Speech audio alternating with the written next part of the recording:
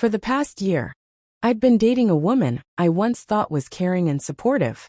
Our relationship had grown steadily from casual dates to something deeper. She was charming, fun, and easy to talk to, and we shared a lot of good times.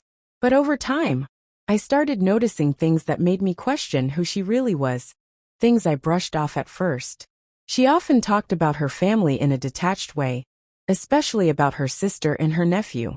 Her nephew was always being passed around between family members, and my girlfriend would talk about it with little concern. She would say things like, "It's not my problem," or "I'm too busy for that." It seemed like she didn't care about the kid at all. I didn't question it much, figured it was just her family dynamic. But deep down, something felt off. Then one Friday night, everything changed. I had just come home from work, tired and ready to unwind. I was planning to kick back, order some food, and maybe watch a game. But as I pulled into the driveway, something unusual caught my eye. A little boy was sitting on my front steps, a small backpack by his side. He looked about 6 or 7, and was blinking at me with confusion. My heart started racing. I quickly parked, got out of the car, and walked over to him, asking gently, "Hey kiddo, are you lost?" He answered with a soft, "My aunt dropped me off." I felt a jolt of disbelief as I glanced down at the note in his hand. It had my address on it, written in my girlfriend's handwriting. The note explained that he needed a place to stay for the weekend, and she'd explain later. No phone call, no heads up, just her nephew left on my doorstep. I was stunned. I guided him inside, trying to stay calm despite the mounting anger. I gave him a glass of water, then a sandwich, and asked if he was okay. He just shrugged and said he was hungry. I checked my phone, but there was no message, no call. My girlfriend hadn't reached out all day. I tried calling her multiple times, but it went straight to voicemail. Something was off. I texted her, asking why her nephew was at my house, and when she would be back. No response. My frustration and confusion grew. Why had she dropped him off here without telling me? The boy seemed just as confused. He told me his mom, my girlfriend's sister, was out of town for work, and that my girlfriend had volunteered to watch him. But instead of staying with her or another family member, she'd dumped him on me without any warning, while she went off on a girls' trip. It dawned on me. She'd just abandoned her nephew to go have fun, and I was left to figure out what to do. I rummaged through his backpack, finding only a small tablet, a t-shirt, a pair of underwear, and a few crayons. Hardly enough for a weekend, let alone longer. I started feeling a deep sense of responsibility. I couldn't just leave him alone, but I was also completely unprepared for this situation. I didn't know what to do next. I first considered calling my girlfriend's sister, but I didn't have her number. I thought about reaching out to my girlfriend's mom, but I'd never spoken to her. The anxiety crept up. What if something went wrong? What if my girlfriend hadn't left any plans or instructions? But I couldn't just let this slide. So, I called a mutual friend, hoping they could help me track down my girlfriend's sister's contact information. After some digging, I finally got in touch with her around 8 p.m. She was shocked when she heard what had happened. She explained that she had asked my girlfriend to help with her son while she attended a mandatory work conference. But she never thought my girlfriend would pass the responsibility off to me. The sister apologized profusely, sounding almost in tears. She explained she couldn't leave her conference early, and that she had trusted my girlfriend to handle things. But instead of stepping up, my girlfriend had left her nephew with me, with no warning, no communication. By the time we had this conversation, it was clear. My girlfriend had completely disregarded the seriousness of the situation. She'd left me to deal with a child I barely knew, with no thought about the consequences. I told the sister I would take care of him until she returned in 2 days, and she thanked me before hanging up. But the clarity didn't make things any easier. I had no idea how to manage this situation, but I knew one thing. I was furious. How could she have done this? If she had asked me beforehand, maybe I could have understood. But to just drop him off and disappear without any consideration for me or the child. There was no excuse. The rest of the evening passed slowly. I set up blankets on the couch for the boy to sleep on, but inside I was fuming. By the end of the day, I realized I had to take action. I wasn't going to just let this slide. The next morning, I made a firm decision. I would contact child services if I needed to. Leaving a child without proper care or preparation was neglect, and I couldn't let it go unnoticed. The boy, surprisingly, was more bored than distressed, and as the hours dragged on, I did my best to keep him entertained. We played a board game, watched cartoons, but in the back of my mind I was fuming. This wasn't just an inconvenience. It was a clear betrayal of trust.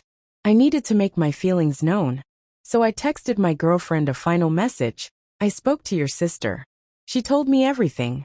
Call me ASAP or we're done. It was a long shot, but I needed to set a boundary, and I knew that if she didn't respond, this would be over. The night dragged on with little relief. Every time my phone buzzed, I half hoped it would be her, explaining herself, or at least showing some concern. But there was nothing. No apology, no explanation. Just silence.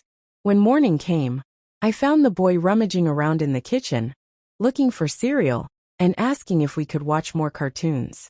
I plastered on a smile, trying to keep my frustration in check, reminding myself that this wasn't his fault. He was just caught in the middle of her thoughtlessness. I could only imagine the kind of confusion he must have been feeling, not understanding why his aunt had left him with a stranger. Finally, around mid-morning, I received a short message from her. Busy with my friends. Relax, he's fine with you. I stared at the screen, feeling my blood boil. That was all she had to say. No apology, no plan for how to fix things, just a dismissive message that tried to make it sound like everything was fine. If he's fine, I texted back, this is unacceptable. Come get him now. Or tell me where you are. Again, no response. The anger was building, but I forced myself to resist calling her repeatedly. It was clear that she was probably having too much fun with her friends to care about the situation. The thought of it made my stomach twist into knots. I began to wonder if I should call child services right then, but I hesitated. I wanted to see how the day played out first.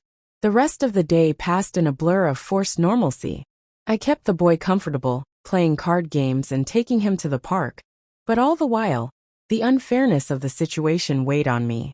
He was enjoying himself, talking about how he rarely got guy time, which in a twisted way, made me realize just how selfish my girlfriend's actions had been. She had turned his life upside down, leaving him with a stranger without any forethought, and he was just too young to understand why. Later that afternoon, a neighbor stopped by to deliver a package that had been mistakenly delivered to their house. When they saw the boy, they asked if he was my son. I explained that he was my girlfriend's nephew, and I was watching him temporarily. The neighbor, completely unaware of the full situation, just shrugged and jokingly said, "You're quite the caretaker, huh?" I forced a smile, but inside I was furious. I never volunteered for this. I was stuck playing the role of caretaker because my girlfriend had disappeared. By the end of the second day, still no sign of her. Instead, she posted a photo in the group chat of herself and her friends lounging by a pool, sipping cocktails, with the caption, "Living my best life." I stared at the screen in disbelief. The anger inside me shifted into something deeper, disappointment. This was the woman I had trusted, the person I thought I was building a life with. Now, I was seeing her for what she truly was. Carefree, dismissive, and entitled enough to believe I would just accept responsibility for her actions without complaint. Her final insult came when she uploaded a video of herself laughing with her friends by a poolside bar, music blaring in the background. There I was at home, essentially playing guardian to her nephew, and she couldn't even pretend to care. I had reached my breaking point. By that morning, I knew what I had to do. If she wasn't going to show up, or even take responsibility, then I would. I made a call to Child Protective Services, explaining the situation. I told them that I had a child in my care, who wasn't legally my responsibility, abandoned by his aunt. They took my information, asked about the child's condition, and confirmed they would open a case. The representative assured me that they would keep the boy's well-being in mind and would take further action if necessary. They also advised me to contact law enforcement if I ever felt overwhelmed or unsafe. As the call ended, I felt a strange mix of relief and anxiety. I had done the right thing, but it was still an uncomfortable decision. After all, This wasn't my responsibility, and if anything went wrong, I would be the one left holding the bag. Around noon, I finally got the call I'd been waiting for.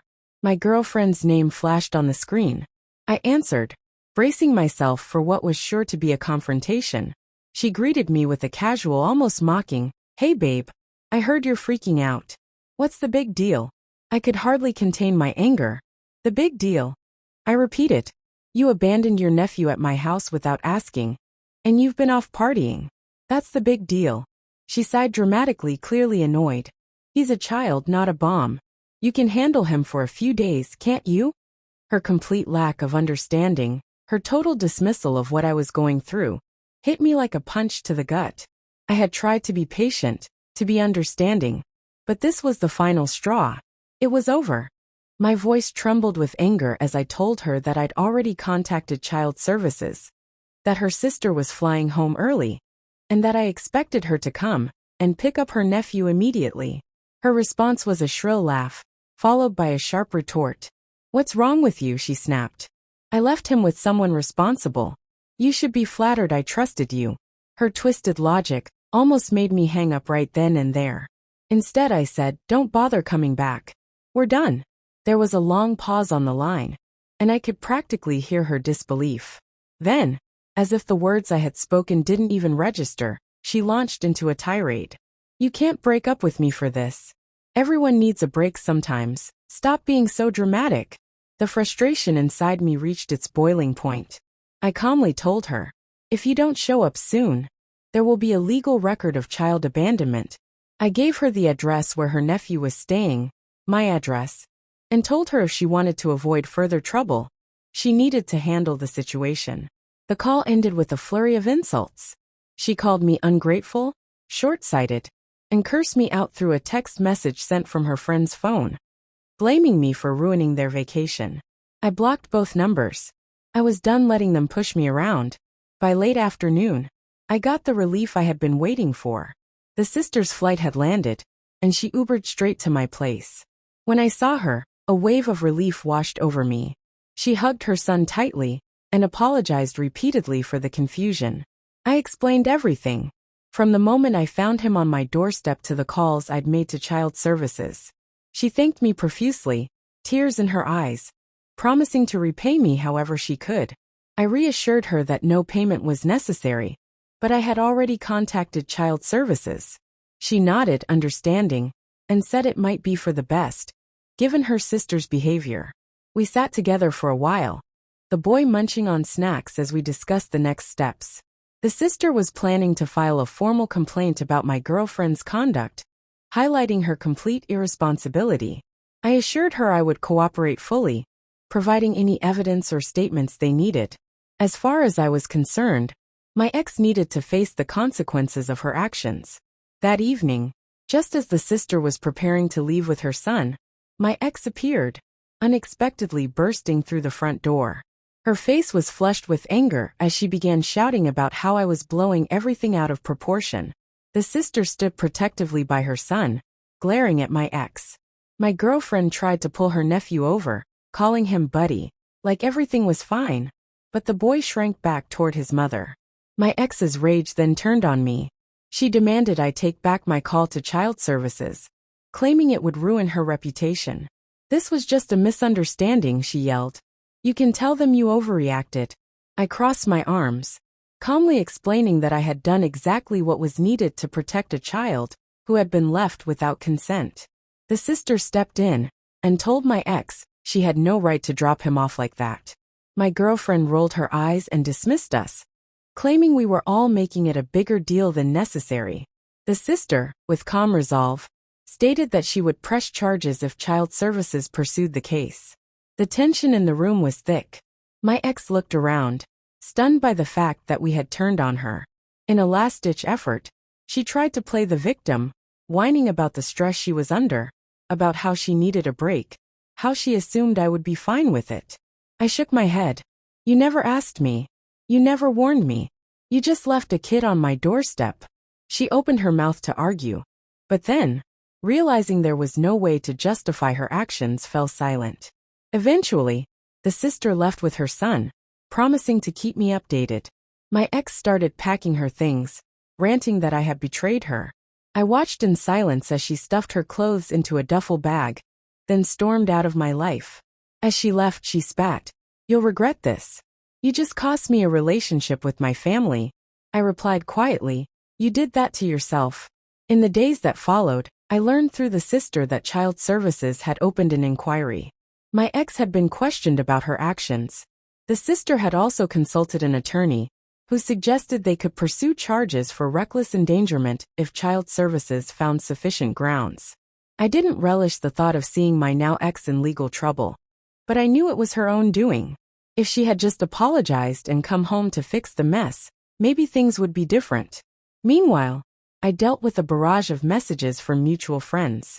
Some took her side, accusing me of being a jerk for snitching, but many agreed that no child should be abandoned like that.